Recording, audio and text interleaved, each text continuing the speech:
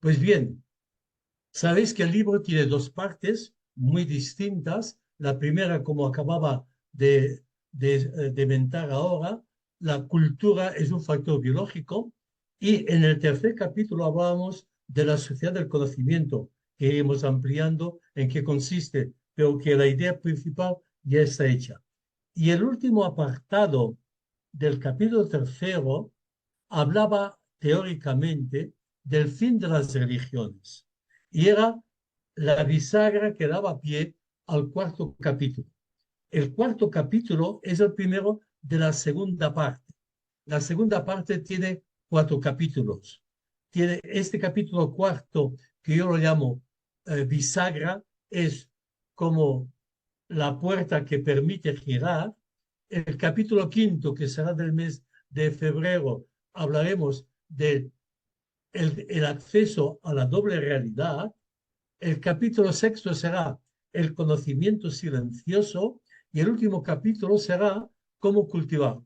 Digo esto para irnos situando en el capítulo de hoy, porque la tesis del autor es que la sociedad de conocimiento científico-técnica, con todos los medios, con la aceleración en que se impone el libro escrito en el 2007, podemos por experiencia propia darnos cuenta de cómo después de la pandemia se ha acelerado este mundo de conocimiento. Lo tenemos todo en tiempo real.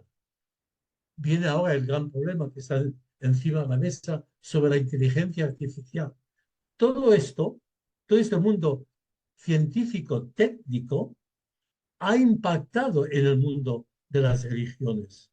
La pregunta es, ¿este impacto tan fuerte en el mundo de las religiones va a soportarlo el mundo de las religiones? Y la primera cosa, siguiendo el autor, cuando el autor habla de las religiones, habla de las religiones en tanto que doctrina sociológica programan la vida de la colectividad. En ese sentido habla de las religiones y cómo estos proyectos colectivos axiológicos de colectividad a lo largo de miles y miles de años, que era la religión de un cambio lento, paulatino, iban integrando los cambios sin darse cuenta, se tardaba dos o tres generaciones, y que cuando entró en el 1800 más o menos el mundo industrial, empezando por la luz, por el vapor, por las máquinas, empezó a haber un choque.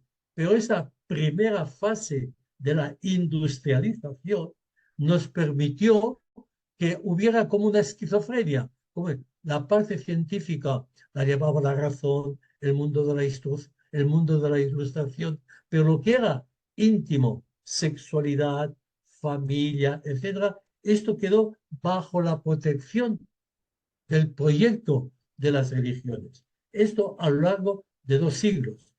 Y la cristiandad a lo largo de esos siglos, la espiritualidad, la religiosidad, consistía en creer unas normas, en creer unos dogmas, en creer unos postulados teológicos y cumplir con unos ritos.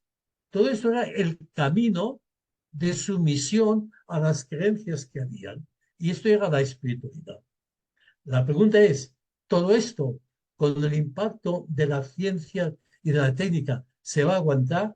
El autor afirma, aunque vamos a tardar 100 o 200 años, esto es secundario, los programas que presentan las religiones de creencia, que es sumisión al poder, han hecho historia. Es decir, que no responden a la sociedad actual, que va rápida, acelerada, cambios continuos, nuevos conocimientos, nuevos conceptos. Y todo esto no hay una orientación que pueda dar los programas colectivos de religión que tienen muchas naciones.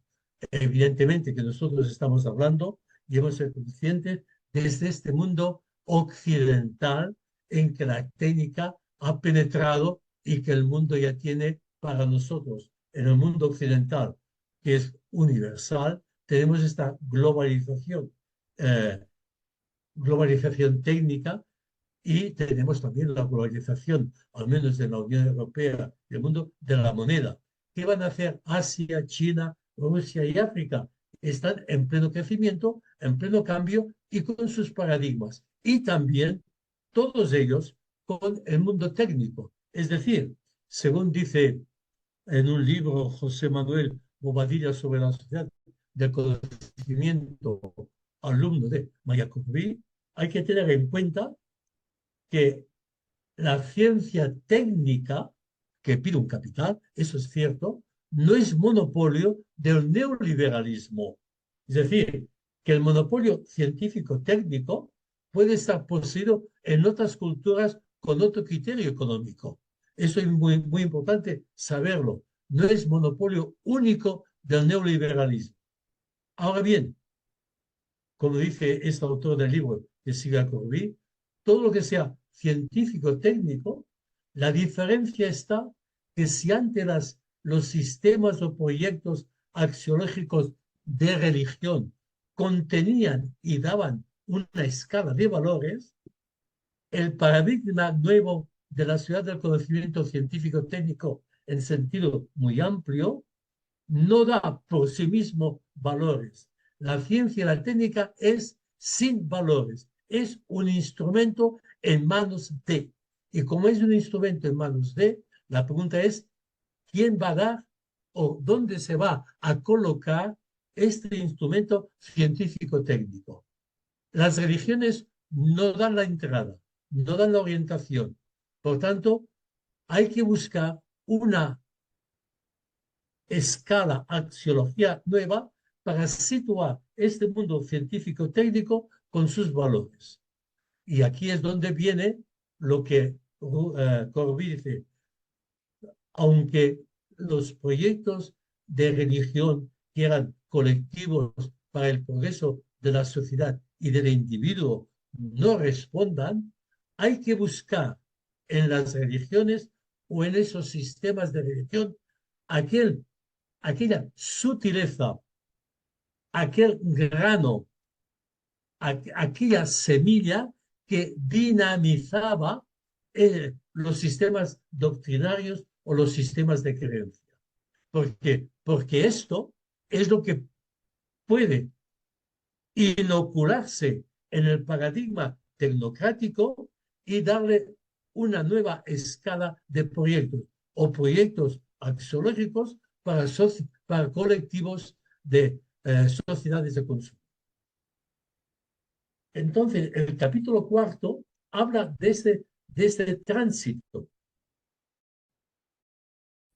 que hay que salvar y hay que tener en cuenta este cambio para trasladar, transferir,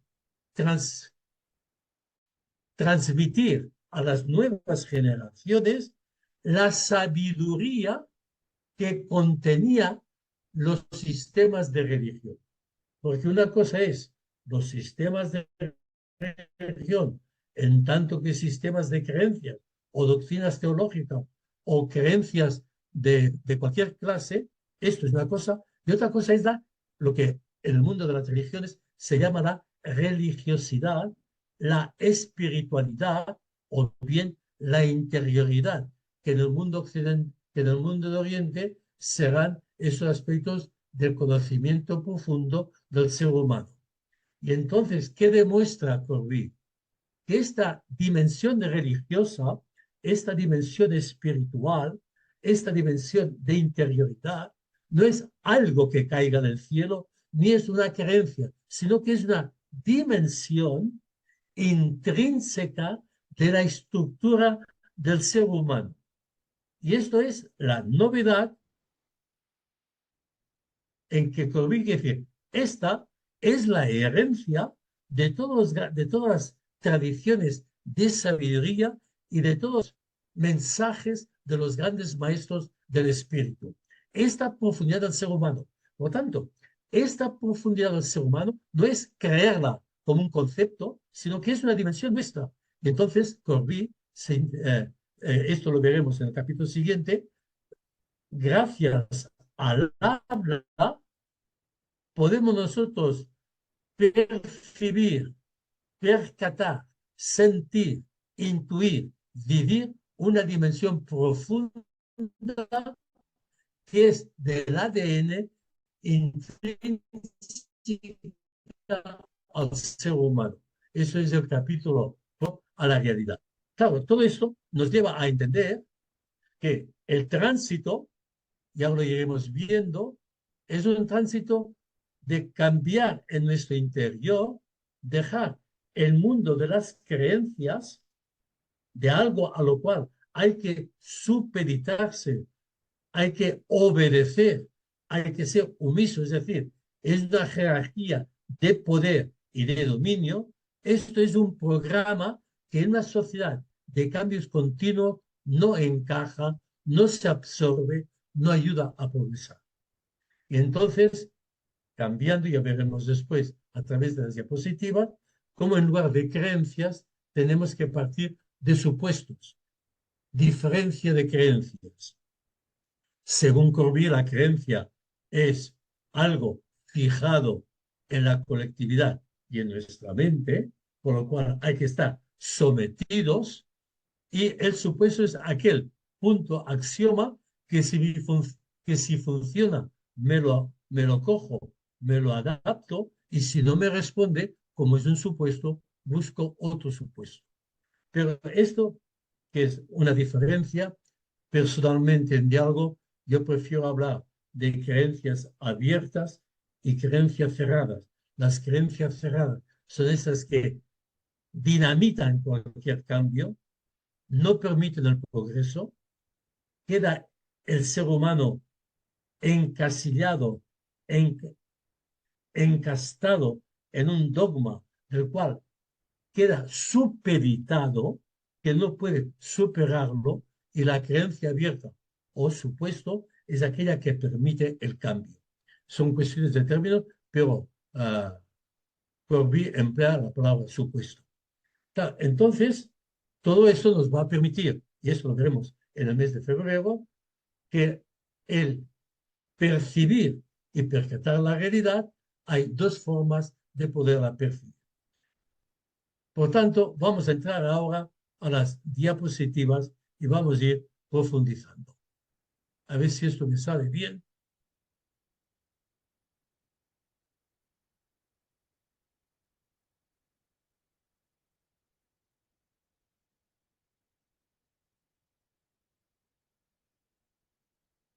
Se ve bien la... ¿Me dais una respuesta? ¿Se ve bien la pantalla? Marcel, Se ve bien. bien. Pues bien, Está en aquí blanco, sí, sí, ahora sí, bien. ahora se ve Sobre, bien.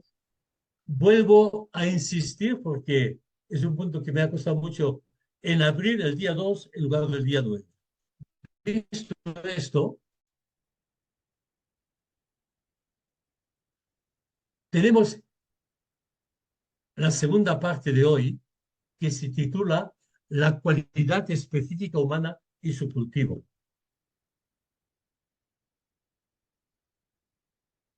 Es el capítulo 4.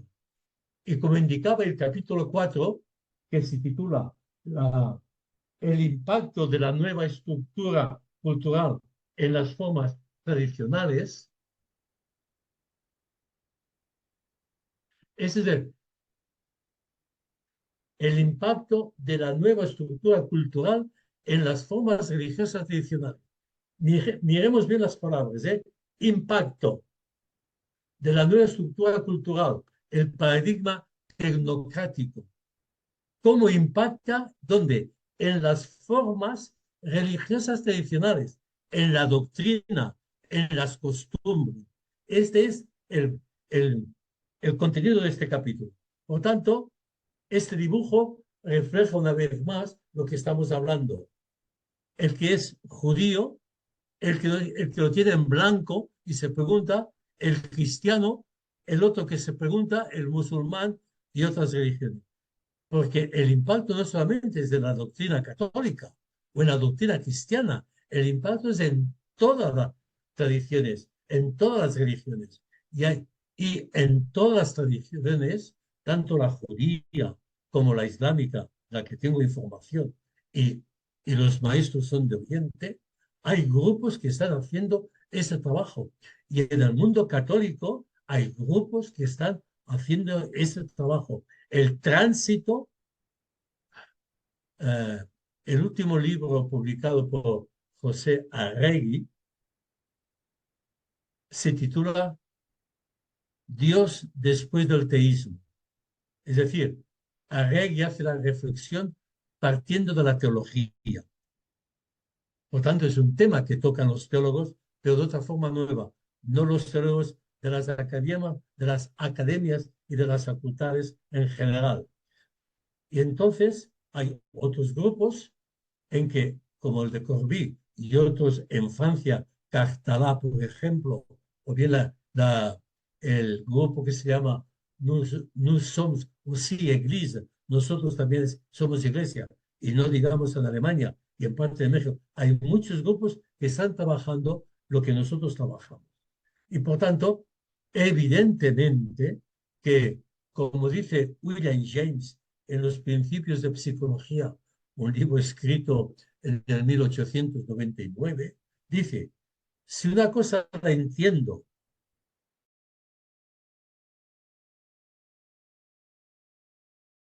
y la comprendo, y en este cambio de pensamiento me lleva también a hacer una actitud nueva y diferente. Por tanto, hay que ir buscando luces y por eso, como siempre, a las 8 no he estudiado. Estamos en la segunda parte de este libro.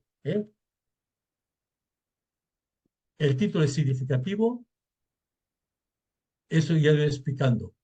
Sí que avanzo un poco, que el día último, que será el mes de mayo, propondré, porque lo veo claro, cómo seguir el seminario con este libro de Corbí, El conocimiento silencioso, y con esto que ha publicado hace un año, Proyectos colectivos. El de la izquierda profundiza, el de la derecha recapitula este libro que tiene unas 350 páginas y lo recapitula con un libro que tiene 600 páginas. Por el momento, el libro de proyectos colectivos para sociedades dinámicas no está en PDF y no se puede mandar. El otro sí. Esto como información. Bien, ¿cuáles son los apartados de este capítulo? Que es el impacto de la nueva estructura cultural, la sociedad tecnocrática, en las formas religiosas tradicionales. Acentúo formas religiosas tradicionales, porque en formas religiosas actuales la cosa va cambiando y se enfoca de otra forma. Es decir, de una sociedad o de religiones de creencias, sumisión al poder, obediencia a la jerarquía, sumisión a nuestra propia estructura mental, que no puede criticar nada de lo autoritario, pasamos a, a un sistema de espiritualidad, de interioridad, por tanto de organización, de creencia, de crecimiento, de adaptación al paradigma nuevo, con tal que el paradigma nuevo, como decía Bobadilla, esté en función nuestra, la técnica. De aquí el primer capítulo que trata es el desconcierto de las organizaciones religiosas. No es preciso, vuelvo a insistir, esto está escrito en el 2007. Hablamos en el 2023, han pasado casi 15 años, y en el libro Proyectos y habla de más profundidad. Hay un desconcierto. Y si seguís, por casualidad, elementos de la Iglesia Católica, veréis el gran desconcierto, la gran desorientación ante un Papa Bergoglio que abre puertas, abre ventanas, abre boquetes y como los de dentro no quieren que haya ni boquetes ni ventanas abiertas. Lo voy a hacer con una comparación que nos va a ayudar a comprender esta desorganización o este desconcierto que no es actual, ¿eh? Este desconcierto lo ha producido el Vaticano II de una forma abierta y consciente. Hasta el Vaticano II, podríamos decir que la Iglesia Católica estaba cerrada y amurallada por todos los lados.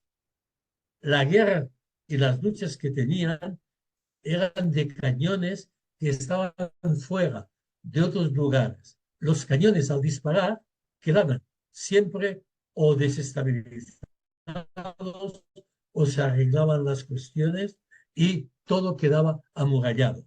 Y el cumbre fue con el Vaticano primero de 1850 más o menos, con el dogma de la infalibilidad y después de la Inmaculada Concepción.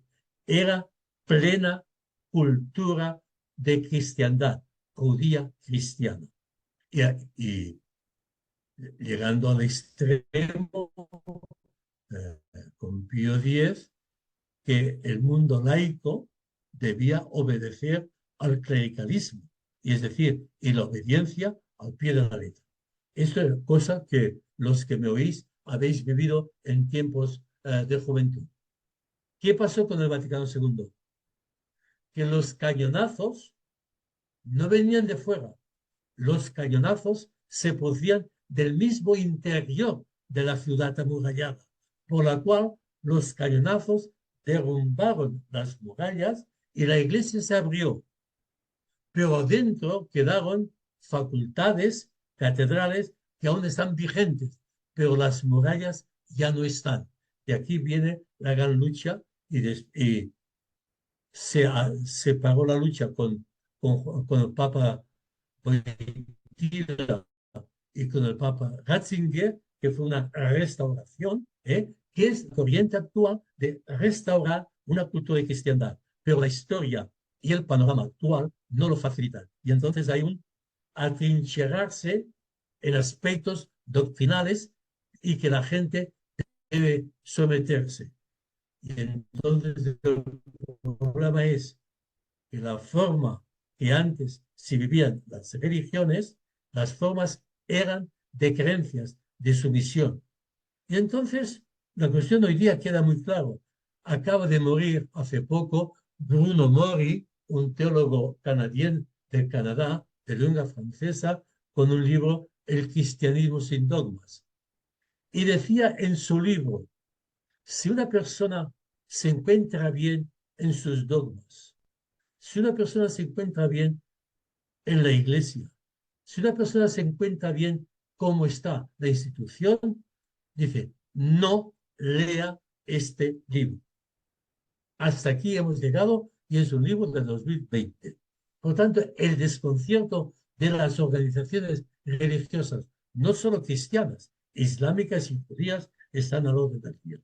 Y el segundo, el gran paso, los mitos y los símbolos como sistemas de creencias pasan a una lectura puramente simbólica. Este es el punto neurálgico epistemológico. Es decir, si cogemos un texto sagrado, la Biblia en concreto, no la puedo interpretar al pie de la letra. Y una razón es muy sencilla. Así como las ciencias han avanzado, por ejemplo, la medicina ha avanzado y aplica los últimos descubrimientos en el momento actual, como las máquinas avanzan y hay nuevos aparatos, los viejos se lanzan y se cogen los nuevos, en la lectura de los textos sagrados también ha habido un progreso.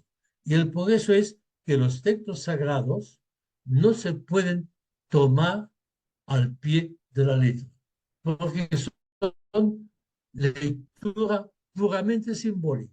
Y ese es el gran cambio fuerte que cuesta asimilar, porque la lectura ya no es al pie de la letra. Y entonces, ¿qué nos encontramos?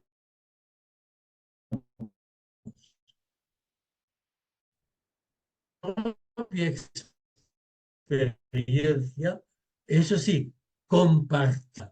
Claro, todo esto nos lleva a una situación pues completamente nueva que para la generación de 60 años hacia arriba es completamente dolorosa si se desprenden o quieta. De 40 a 60 están naufragando en lo que han recibido de pequeños con los 9, y de 0 a 40 años mi interpretación, mi lectura es que están en un mundo del paradigma nuevo y el mundo de las creencias ya no funciona.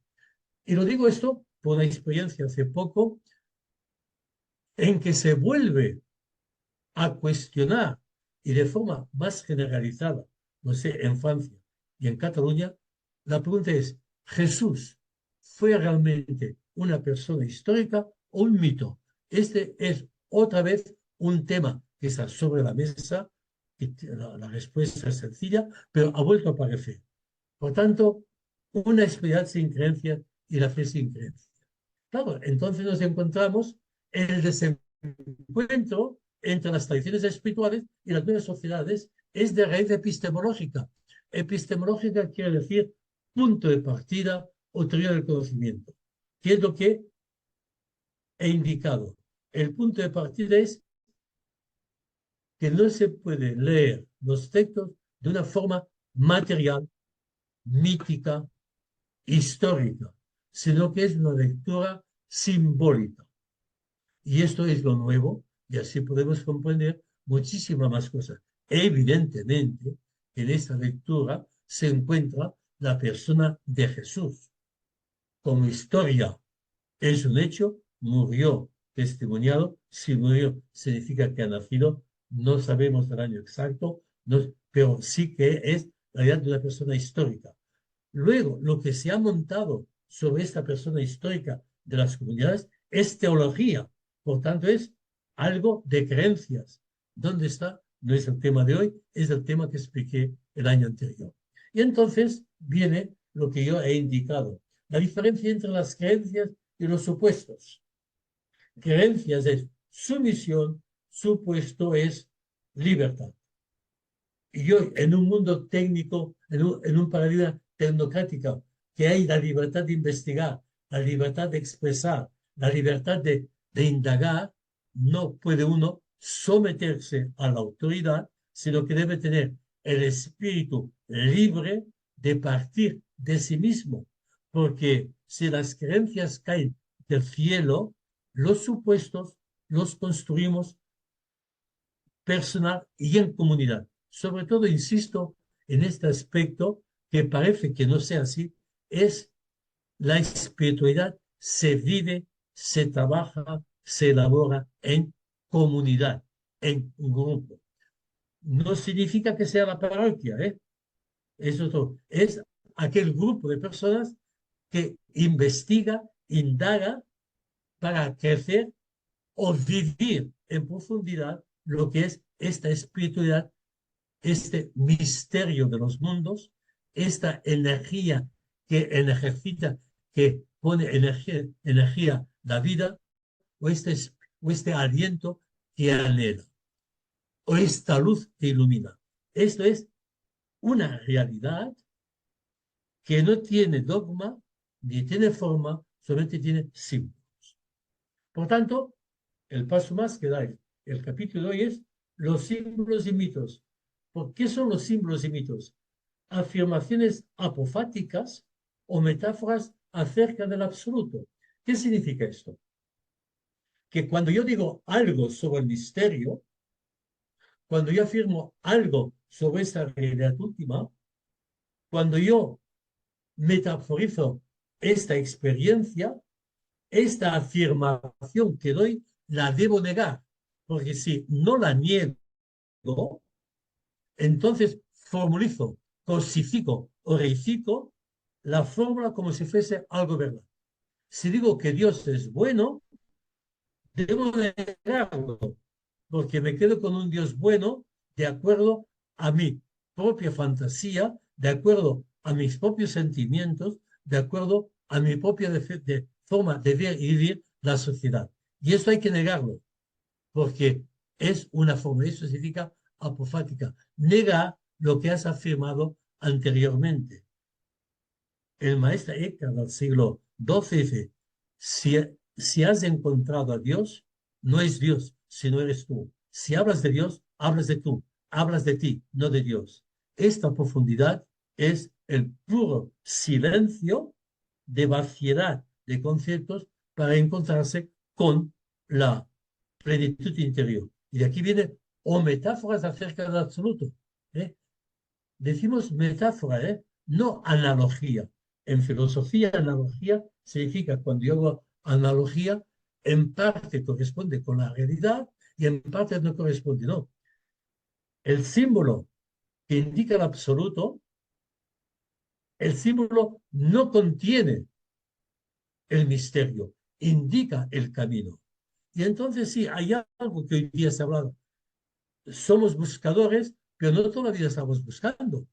Hay un momento de lucidez, hay un momento de alumbramiento, hay un momento de comprensión en terminología teológica, hay un momento de resurrección, de despertarse, que vives esta profundidad. Y de aquí el último capítulo del libro, de Explorar el Conocimiento, habla de la calidad humana y su cultivo. Cómo cultivar eso que has despertado, porque es un cultivo que uno debe hacer. Y entonces, Corbí afirma en el apartado 7, no hay que esperar sustitutos de la religión. Estamos en un mundo nuevo. Todo para crear, todo para construir, todo para formular de forma nueva, que no significa que no se usen palabras y conceptos antiguos o bien palabras y conceptos nuevos. Por lo tanto, no hay que esperar sustitutos de la religión. Es algo nuevo que se está creando y que todos los que me estáis oyendo, empezando por mí, creo que no lo vamos a hacer. Ver, lo que sí que puedo constatar por la experiencia mía, hace años, allá por el año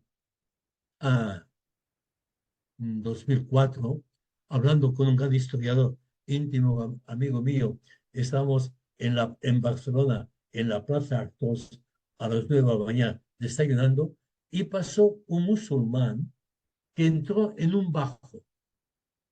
Y le dije, esto es el futuro. El futuro es cómo pequeños grupos se van a encontrar privadamente. Eso que yo vi y por que no estuve, estando años atrás, años después, en París, en una calle de París, había en la entrada de un bajo un rótulo que invitaba a entrar, a reflexionar y a rezar. Plena calle de París.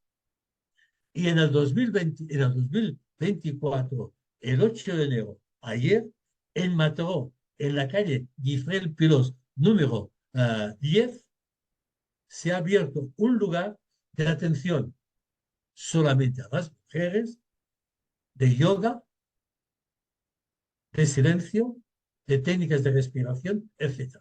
Es decir, cómo va entrando poco a poco, que no es cuestión de ir a la iglesia, sino cuestión de encontrar aquel lugar y aquella comunidad que intenta vivir en profundidad lo que el silencio le está hablando. De aquí no hay que esperar sustitutos de la religión.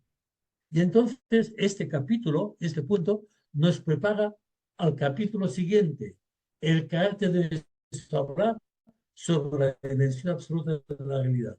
Veremos esto en la próxima. Y también hay otro apartado de este capítulo, que es los grandes maestros del espíritu son ininterpretables. Es decir, cuando un maestro habla, es escucharlo para cómo oír el resonar en nuestro interior. Y el maestro puede ser un libro, una conferencia, un director espiritual, un confesor, una experiencia fuerte en mi vida, una lectura de un texto. Esto es interior.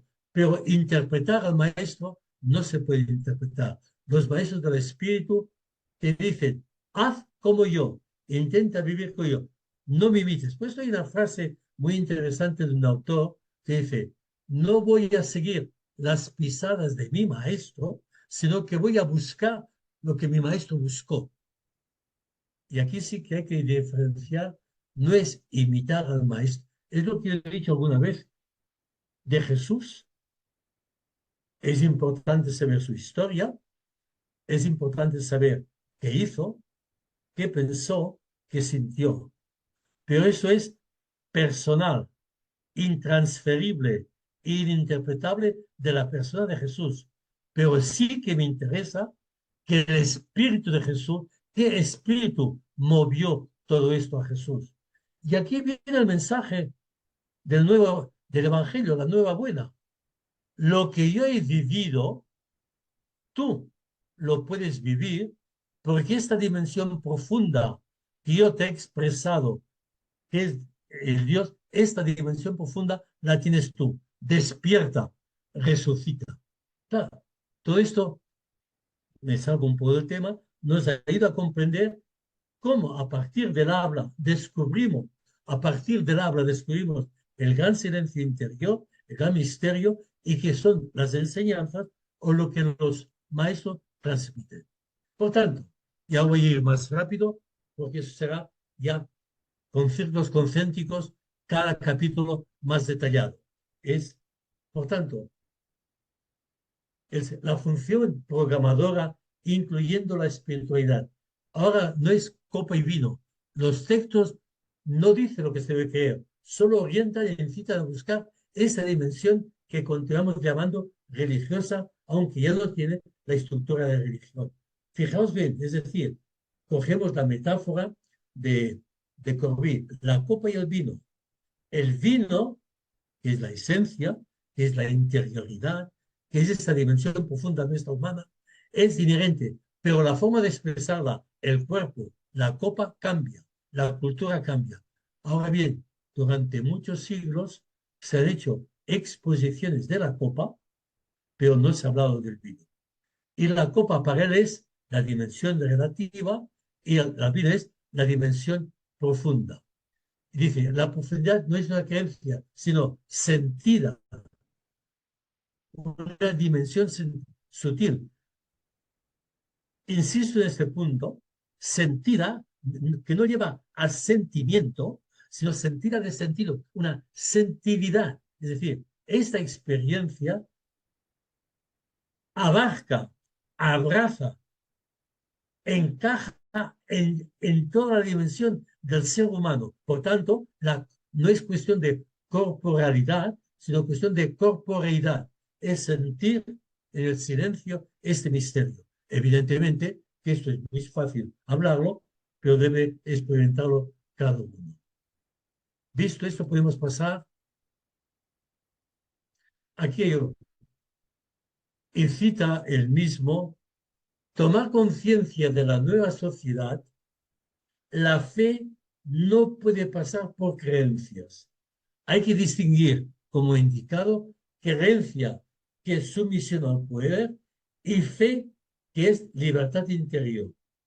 Y entonces aquí vuelvo a indicar algo que he dicho anteriores, no tengamos miedo ni angustia de permitirnos sentir el que sentimos y pensar aquello que queremos pensar.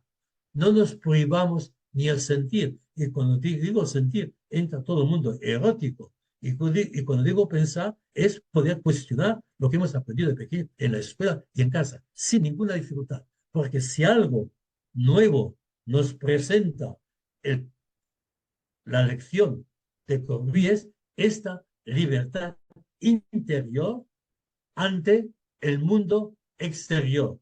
¿Cómo me realizo yo? ¿Qué escala de valores yo me propongo y puedo construir? Y cita San Juan de la Cruz. La fe es sustancia de las cosas que se esperan.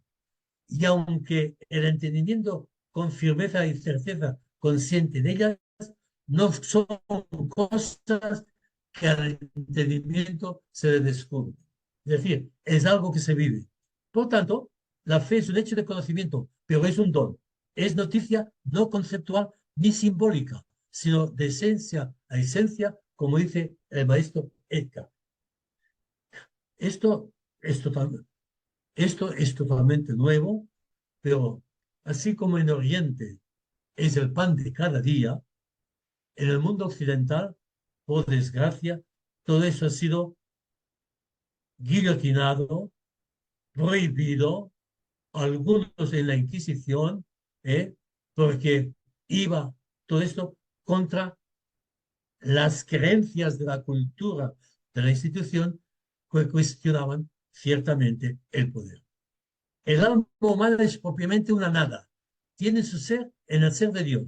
Dios es así, no algo especulativo, sino la presencia misma que dirige la vida humana como se debe entender.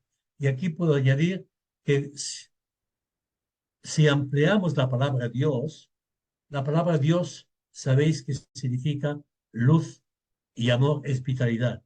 Y al mismo tiempo es energía, es presencia. Por tanto, si empleamos la palabra Dios, el primer esfuerzo que hay que hacer es quitaros cualquier imagen y cualquier definición que nos damos de ella. La fe es un conocer vacío de referencia. Se da noticia y certeza, pero no representación. Afecta directamente a la mente, pero repercute en el sentido. Es íntimo y fortaleza. No es logro de ningún mérito, de ninguna estrategia o método humano. La creencia no es en sí ningún hecho religioso. Son conceptos de programación que piden sumisión y obediencia. ¿Eh? Como es, voy repitiendo. Y el último, el camino consiste en pasar de leer, ponderar y tratar la realidad desde la necesidad propia de un viviente a leerla, ponderarla y tratarla desde el silencio de la necesidad. Esto es lo que Corbyn nos dice en este gran descubrimiento. La epistemología, he hablado de ella. Bien, la confrontación de estas dos epistemologías. Epistemología viene de la palabra griega episteme, que significa ciencia, teoría del conocimiento, o en otros términos, punto de partida. Las tradiciones religiosas no se han adaptado, son temerosas y agresivas. Las sociedades industriales, no plenamente en lo referente a la ciencia y al lenguaje religioso, hay una actitud despectiva y diferente. En cambio, en las sociedades industriales de pleno y sociedades de conocimiento que no describen, sino modulan, no hay optimismo. Es una razón en ambas partes. Esta es la situación. Y nosotros, nuestra generación de 60 a 100 años, hemos vivido y estamos viviendo esta triple situación que cada uno debe irla desmenuzando para ver cómo se sitúa en su propio interior. Y al situarse en su propio interior, en el nivel de conciencia que él pueda tener, es donde debe ser coherente consigo mismo. Y aquí está la gran libertad. Esa nueva perspectiva, en esa profundidad, respeta el nivel de conciencia en que cada uno se encuentra. Y aquí tenemos una brecha, una apertura de la ciencia. Hay una dimensión del quehacer científico que es gratuita, que se realiza por puro amor al saber. Esa forma de hacer se vuelca sobre la realidad sin segundas intenciones. No se salen de sus límites, pero los científicos pueden encontrarse enfrentados al misterio mismo de la realidad. Hay un libro que se titula Las creencias y los científicos. El diseño de lo real no es lo real. Y los problemas humanos más graves son axiológicos, no científico-técnicos. Y esta es la gran cuestión en que Corbyn se presenta. Vista esta parte, hago un esquema que nos ayude. Los mitos van a las creencias y las ciencias parten de las creencias. En el último fondo hay una creencia que cree que aquello que está constatando es así. Puro materialismo. pero hay que superar el materialismo no significa negarlo, algo más. Y entonces vienen los mitos modulan y las ciencias modulan la realidad. Y aquí viene otro tema que nos vamos a aprender, que se entiende por realidad. Y tanto los mitos como las ciencias, ninguno de los dos modelos describen la realidad. Son programaciones de nuestra mente, aunque toquemos materialmente la realidad. Lo tangible es real, pero no todo lo real, no todo lo humano es tangible. Es un punto a tener en cuenta. Las ciencias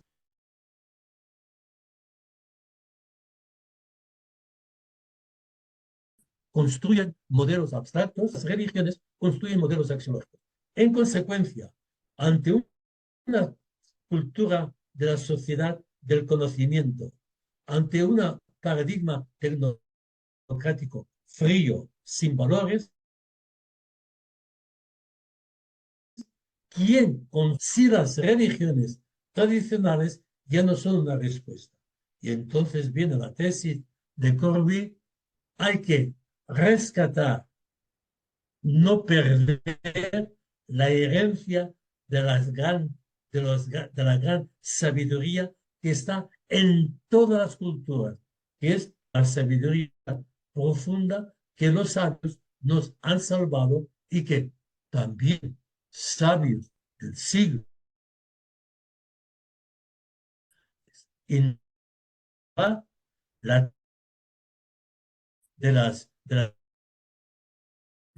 los y maestros actuales. Y cuando digo sabios, XVIII, siglo XIX, siglo XX e incluso XXI. Para poder ir más a fondo, cuando hablamos del acento es representativo, la lengua da a conocer la ciencia. En cambio, el otro conocimiento silencioso es un reconocimiento del silencio. Acordaos que conocimiento viene de nacer con, todo ser humano nace con representaciones, que es la lengua, conoce, y la ciencia todo esto lo modula. Y al modularlo es un programa que hacemos nosotros. En cambio, el conocimiento de reconocer, nacer con el silencio, que es saber, es la sabiduría, y veremos que esta dimensión en la próxima clase es una dimensión necesaria, pero gratuita. Y entonces, durante milenios de años, hasta hace poco, la fuente de la vida y del saber se ha situado en un punto exterior a la humanidad. Y este punto exterior a la humanidad era Dios. Y con la palabra Dios había imágenes, había estatuas, había fórmulas, había dogmas. Y esta imagen es la que ha entrado en crisis y en plena crisis. Y cuando decimos crisis de la imagen de Dios, no es crisis de la realidad profunda. Y entonces la imagen cae y hay que buscar otras nuevas imágenes adecuadas a la sociedad tecnocrática para poder representar esta profundidad que es una presencia continua. Y entonces, funciones. La función de la religión era programar, como las ciencias programan a través de la lingüística, es la dimensión de relativa. En cambio, la función simbólica, aquello que representa, aquello que es reconocido en profundidad, es a través de la poesía, a través de la música, a través del silencio. Las religiones no responden porque los gestores tienen miedo a la desbandada y a templos vacíos. Por esto no se habla en profundidad. Hay un miedo, en el fondo, a perder el poder, porque si caen las creencias, caen el poder. Y la epistemología mítica no tiene salida en esa sociedad. En cambio, sí, la epistemología nomítica o la epistemología simbólica ayuda a la sociedad de conocimiento y cambio. Esta es la gran mutación. Las creencias y los supuestos, esto lo he especificado mucho antes. Y entonces viene el ejemplo que decía de la apofático. Apofático es negar todo lo que yo afirmo sobre esta realidad última, sobre todo lo que yo indico sobre la palabra de Dios, todo lo que yo expreso de esta profundidad humana, a continuación lo debo negar, porque si me quedo con lo que expreso, con lo que yo digo, con lo que yo me formulo, entonces reifico o cosifico o controlo esta realidad a través de la formulación. De aquí vienen las creencias. Entonces expreso eso con la imagen de esta catedral, que me la conozco bien desde hace años, en que está la Virgen de la Luz, en que es un color azul típico y único en el mundo, creo que hay otro en América, que podemos contemplar la imagen gracias a la luz. Si no hay luz, no contemplaríamos la imagen. Si no hay forma, no podemos comprender el fondo. Si no hay ser humano, no sabríamos que existe el misterio.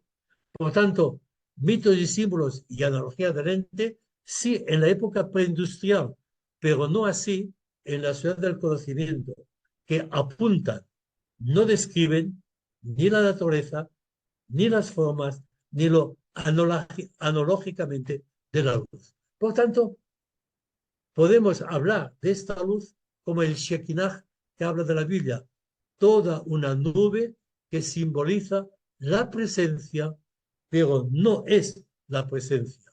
La nube representa la presencia, pero no es la presencia. Forma distinta. Y entonces tenemos aquí fórmulas distintas en que se van especificando. Afirmaciones apofáticas. La inteligencia de Dios como sujeto. Hay que negarlo después. El Sat, el Chidananda, el ser, la conciencia y la beatitud. Tres afirmaciones de esta realidad que hay que negar. No analogía del ser, sino apofática. El analogía, sí, pero no. Por tanto, el absoluto en el programa de la religión o una piedad de cada cultura. Ahora, no religioso, sino cultural, agrícola o preindustrial. La primera parte de la industria había creencias religiosas que se mantenían, pero se reducen. En cambio, en las nuevas creencias hay que andar con supósito. No olvidemos que al entrar la época industrial y el mundo de las religiones arrinconarse solamente en lo que era la familia, la sexualidad, la vida íntima, esto daba y se mantenía por las creencias religiosas. Pero el mundo técnico, como se apartó, el mundo técnico se apartó del programa colectivo de las religiones, nacieron las nuevas religiones que eran las ideologías políticas. Y las ideologías políticas o las nuevas creencias políticas son construcciones humanas que reemplazaban las religiones. Y ahora podemos afirmar que tanto las creencias laicas como las creencias religiosas no son construcciones políticas del ser humano y se pueden cambiar. Y hoy hablamos de supósitos. Esta manera de ser de los símbolos que hablan del absoluto, que consiste en presentarse como afirmación positiva en el primer tramo del camino, para sumergirse en las tinieblas luminosas en tramos posteriores, fue perfectamente conocido por todos los grandes místicos de la historia. Esto es importante. Es decir, es lo que indicaba en el primer momento de lectura. La mística, este mundo profundo, este mundo misterioso en mayúscula, no enigma, siempre ha sido consciente en todo el mundo. El mundo chamánico, por ejemplo, el mundo hindú, era todo eso presente, pero de formas distintas. Los símbolos apuntan a, si mitos y símbolos programas de creencias. Si mitos y símbolos no programan, apuntan. Los símbolos y mitos en las circunstancias culturales en que nos movemos, en la que ya no son programa de nada, apuntan al absoluto, pero su fuerza designativa no es precisa ni clara. Lo que afirman es un conocimiento, no conocimiento, y su designación es una designación, no designación, como hemos podido ver contemplando el momento de Colón que indica o la capital de Chartres. Y estos apuntes sumergen en el más profundo silencio libre de toda función social. Es decir, la dimensión absoluta, esta luz, está libre de una función social, de los menesteres humanos, de las necesidades del ser humano. Ahora pueden ser lo que son, solo símbolos, metáforas, expresiones de lo absoluto, instrumentos de pasión, de amor, de indagación y de conocimiento. Esto es lo nuevo que hay que tener mucho en cuenta. De aquí podemos expresar cuántas personas son profundamente profundas en ese silencio que permite hablar la profundidad sin necesidad de acudir a lo religioso. ¿Eh? Los mitos y símbolos apuntan, las ciencias programan, o las religiones e ideologías con creencias no responden al mundo de hoy. Por tanto, no hay que esperar sustitutos de la religión. En el futuro no habrá un sustituto de la religión que cumpla las funciones que ellas realizaban. Sociedades preindustriales no volverán y la epistemología mítica no es viable. Antes no lo sabíamos, ahora lo sabemos con claridad y con dolor. La espiritualidad no edifica nada, ni en la vida ni en la muerte. Es solo una cualidad sutil, luz, Shekinah, más que energía, alma, pero solo nuestra cualidad personal y colectiva, nuestra capacidad de discernir lo que es conveniente y adecuado a cada situación, será nuestra guía. No hay otro guía. Y aquí es donde está el riesgo personal de decir, dejo las creencias a las cuales estaba o estoy sumiso para ser libre ante mi propia elección, ante mi propia profundidad, y que el guía en el fondo soy yo mismo, no el ego como veremos dentro de 15 días, sino el yo con mayúscula, la profundidad del ser humano. Es decir, que la espiritualidad apunta, catapulta, la espiritualidad o la interioridad o la religiosidad o la cualidad humana profunda o el proceso emocional integral nos conduce a otra dimensión necesaria de la existencia, pero gratuita. Nos guía o nos conduce. Nos guía a la dimensión absoluta, nos guía a afinar nuestro discernir y sentir, nos guía a pacificar y serenar nuestro interior. Nos conduce a la ternura, al interés incondicional por todos y por todo, al amor y a la paz. Todo esto no constituye una solución de ningún tipo, pero es una fuente fecunda de soluciones válidas. La fuente para construir un proyecto axiológico, una nueva escala de valores ante un paradigma que no tiene valores, que es el paradigma tecnocrático. ¿Eh? La espiritual no es solución porque es solo un espíritu que hace de nosotros un ser nuevo. Ni las tradiciones religiosas del pasado, ni la espiritualidad nos dan construcciones, dan solo un espíritu nuevo a los constructores. Aquí pongo entre paréntesis el fundador de los salesianos, Don Bosco, que ya por los años 1960 ya se discutía cuál era su originalidad. ¿Por qué motivo? Porque los salesianos conservadores querían mantener al pie de la letra los escritos de Don Bosco. Y los nuevos investigadores salesianos afirmaban que Don Bosco no era original, que todos sus escritos habían sido copiados. Por tanto, si sus escritos habían sido copiados, no había que mantener los escritos, sino buscar otros nuevos con el mismo espíritu que don Bosco buscó en aquel momento. Y entonces tenemos aquí, en esta síntesis, muy rápido, Jesús no da una buena noticia nueva, sino que da una formulación nueva.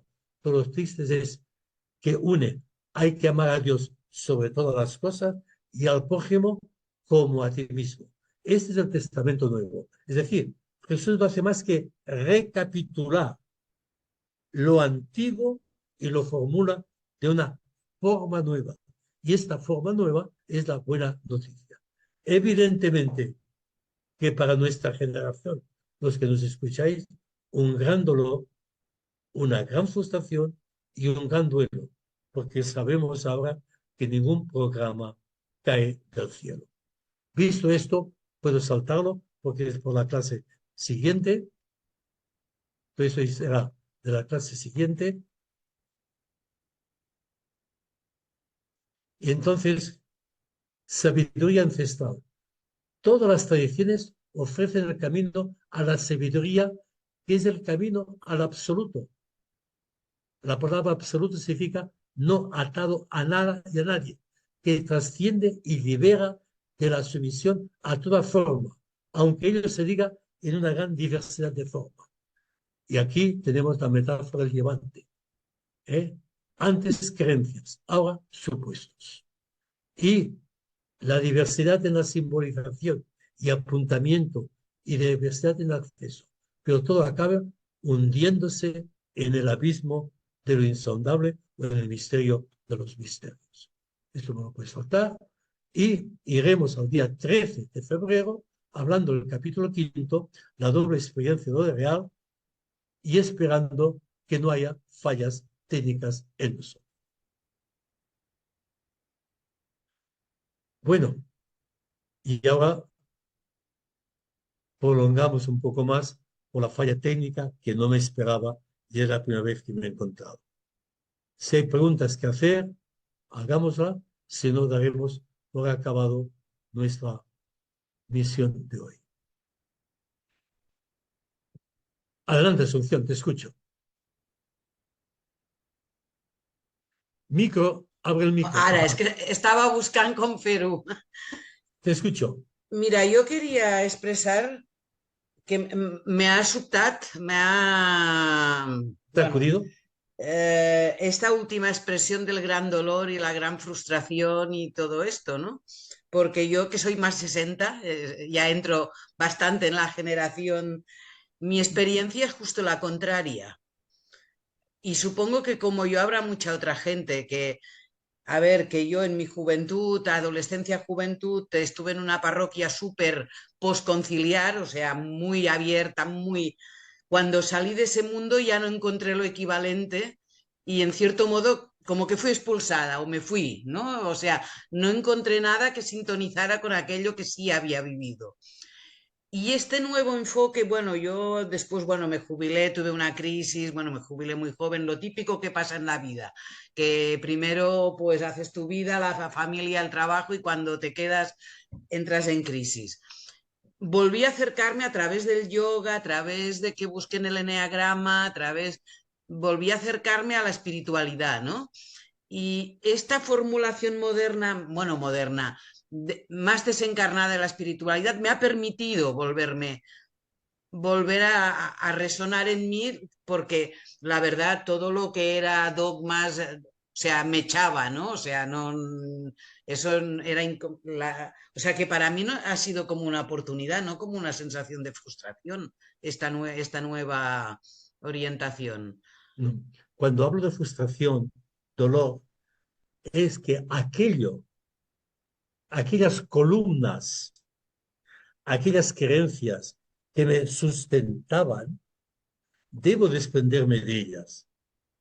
En ese sentido hablo, hay una frustración, hay un dolor de desprenderme de algo, pero es necesario pasar por ahí para poder ir al camino nuevo. En ese sentido hablo. O sea, a mí personalmente me ha dolido mucho porque era muy infantil. Cosas que me imaginaba del cielo, pero todo eso es una ilusión infantil, una religiosidad infantil. tenerme que desprender de esto me frustro, pero gracias a la frustración y al dolor he encontrado un camino nuevo. Por tanto, no hay que tener miedo a la frustración y al dolor, que no es tu caso, porque tú has pasado de formas distintas, a dejar, abandonar, quitarnos la carga ligera de algo que no permite que el globo suba. Hay que quitar lastre. Y me duele, porque eran cosas bonitas, pero es necesario madurar. Y para madurar hay que abandonar el lastre. En ese sentido hablo de dolor y frustración. ¿Eh? Sí. Porque todos los que hemos, Sí. todos los que hemos ido pasando por esto, ha habido momentos de desilusión, de empeñamiento, ¿qué me ha pasado? Porque, bueno, gracias a eso, uno limpia los cajones de la cómoda, ¿eh? Y pone la ropa nueva habiendo vaciado el cajón, aunque ponga la misma etiqueta. Pero eso es un trabajo que frustra porque la frustración te empeña, te empuja a buscar de nuevo. Si me permitís, tengo otra pregunta de otro nivel. Cuando tú, un poco el mensaje básico que yo he entendido es, pasamos de un mundo en el que el ser humano se sustenta en unas creencias, sean religiosas, sean ideológicas, la crisis de la izquierda europea es del mismo orden, en cierto modo, que la crisis El mismo, religiosa, sí, sí. ¿no? Bueno, pasamos a un mundo sin creencias o con creencias que brinda los medios, que brinda quien sabe que hay ese vacío y lo suministra. Entonces, el problema es que el camino este auténtico de la espiritualidad, de la vida interior sin creencias, es un camino muy exigente. ¿Y tiene posibilidad de ser un camino de masas? Equivalente a lo que fue la religión para dar valores, o entonces abrimos la puerta a lo que es fácil, seguir a un Trump, seguir bueno, a un populismo o seguir a un predicador que brinda lo que era fácil, ¿no? En vez de, porque Entonces, claro, el camino espiritual es muy exigente. entonces, aquí vienen varios problemas. Primero, la educación. Segundo, sí, de acuerdo a ciertas estadísticas que hay cuestionado de Ken Wilber y de otros, el nivel de conciencia de la humanidad se ha expandido. Por tanto, hay que ver el nivel de humanidad.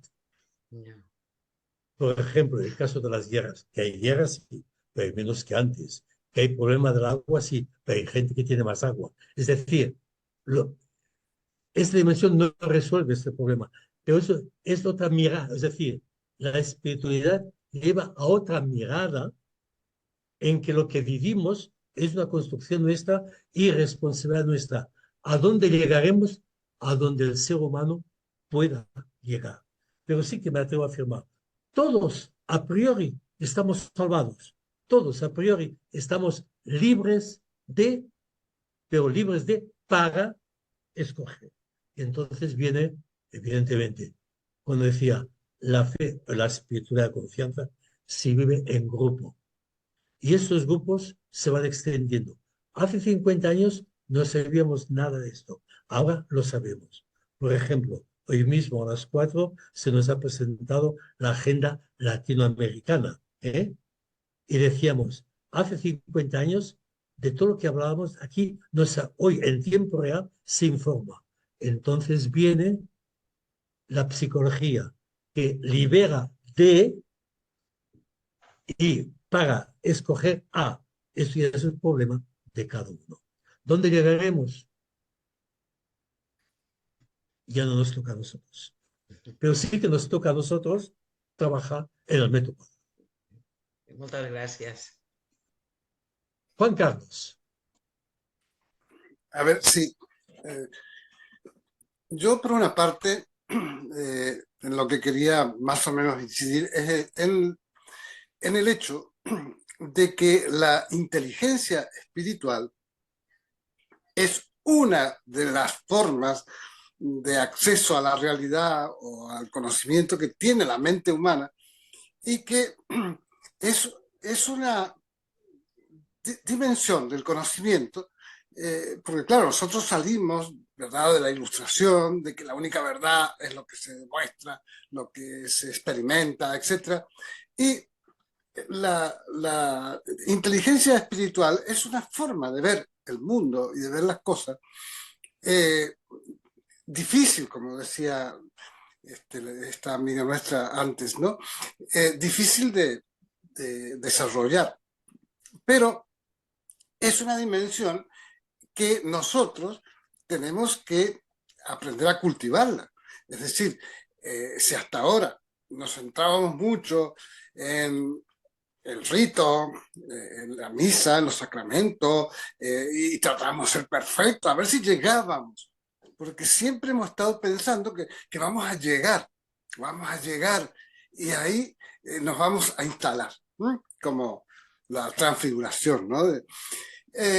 Y yo creo que en ese sentido, el desarrollo de la inteligencia espiritual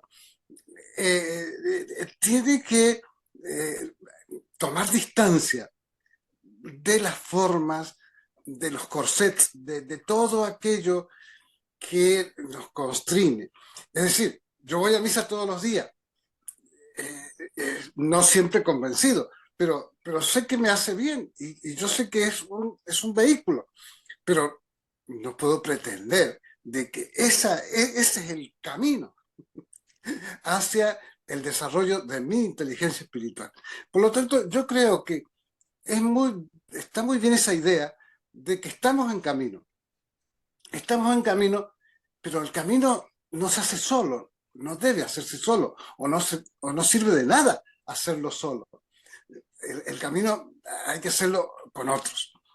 Y yo creo que en el caso nuestro, ¿no? De Susi y mío, que somos, digamos, un tándem que va buscando, intentamos ir acercándonos a experiencias y sabemos que, a ver, porque muchas experiencias nos dicen, oye, tú tienes que ajustarte a nuestros cánones, a nuestras reglas, y tienes que abandonar todo lo demás, porque este es, digamos, es lo único que te va... Bueno, pero cuando tú ya has madurado y has logrado evolucionar, entonces dices, no, sí, quiero saber, como le decía, ¿no? Le dijo Simón a...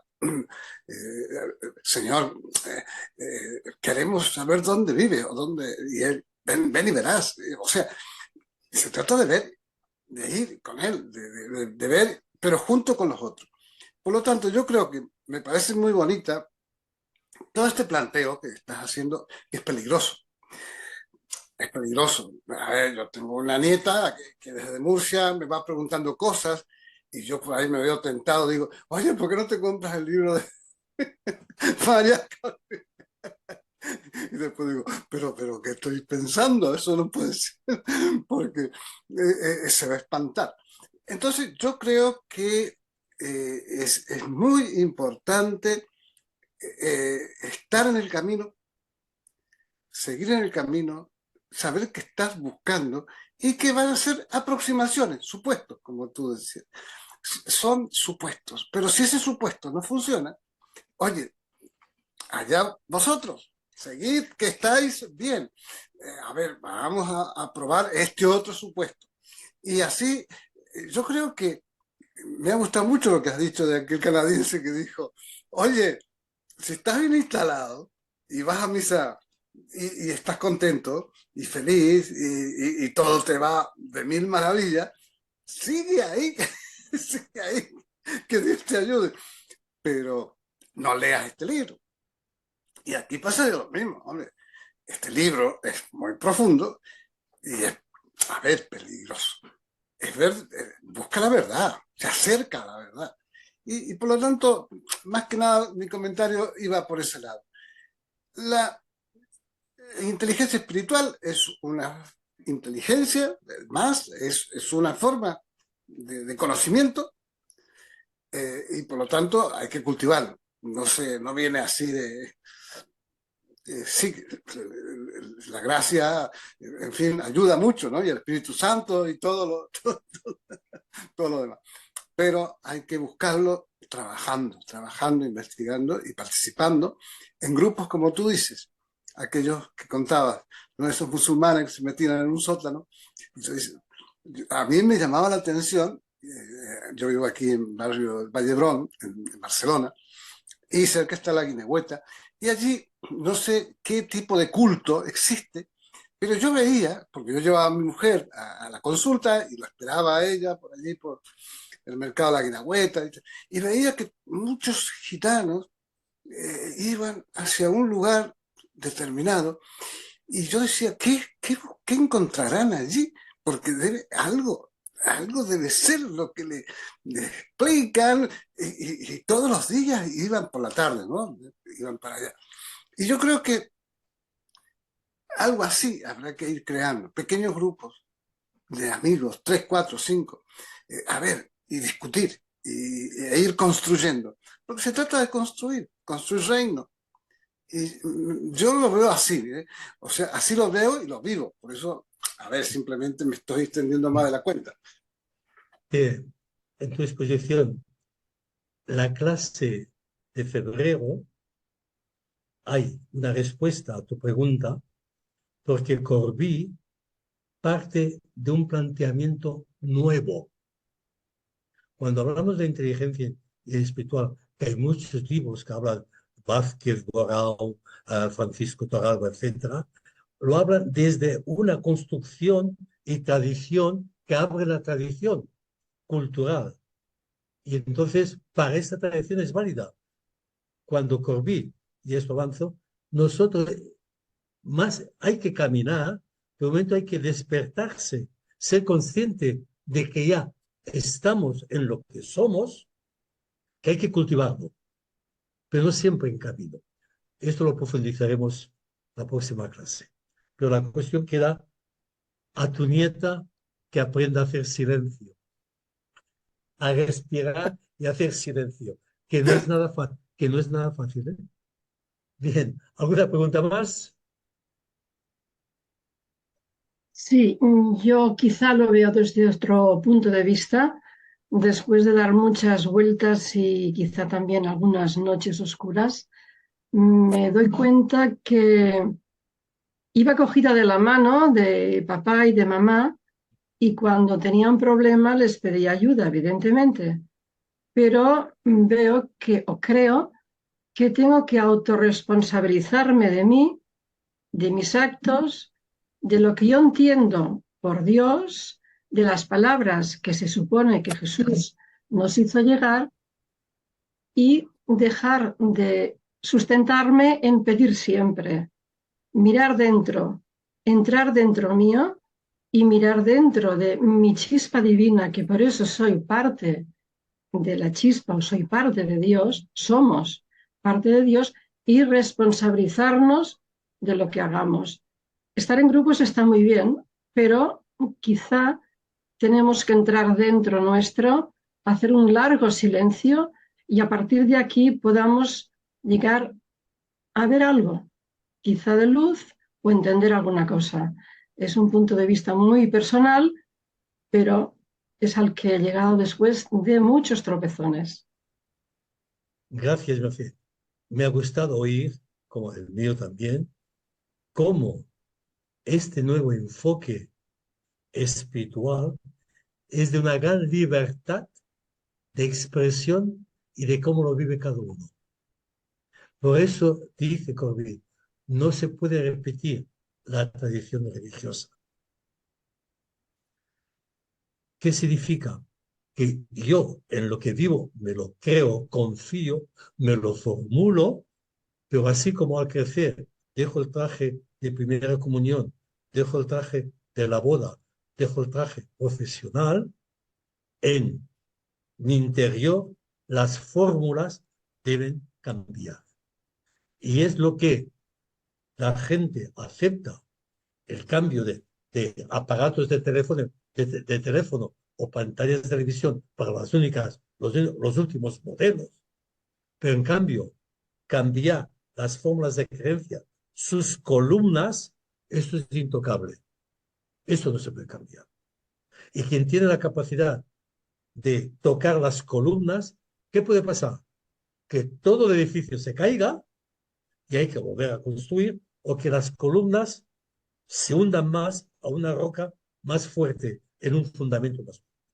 Pero eso es algo intransferible que cada persona lo debe pasar y que cada maestro te dirá, apáñate tú mismo, busca en tu interior. Y al buscar en tu interior es cuanto más solidario te hace. Si eso lo puedes hacer en compañía, tanto mejor. Las fórmulas en nuestra cultura occidental se están construyendo a base de estos grupos pequeños que se reúnen. ¿Dónde iremos? La presencia de la nube irá cubriendo, pero no sabemos qué va a cubrir. No es nuestra responsabilidad. Gracias, no sé. ¿Alguna pregunta más? Pues hasta dentro de 15 días que vamos a tocar la psicología. Y hago un comentario. Sé que una persona teóloga sigue, dice, el primer martes te sigo bien, pero el segundo martes me pierdo con la psicología. Intentaremos que no se pierdan con la psicología. Hasta dentro de 15 días. Muy bien. Buenas noches.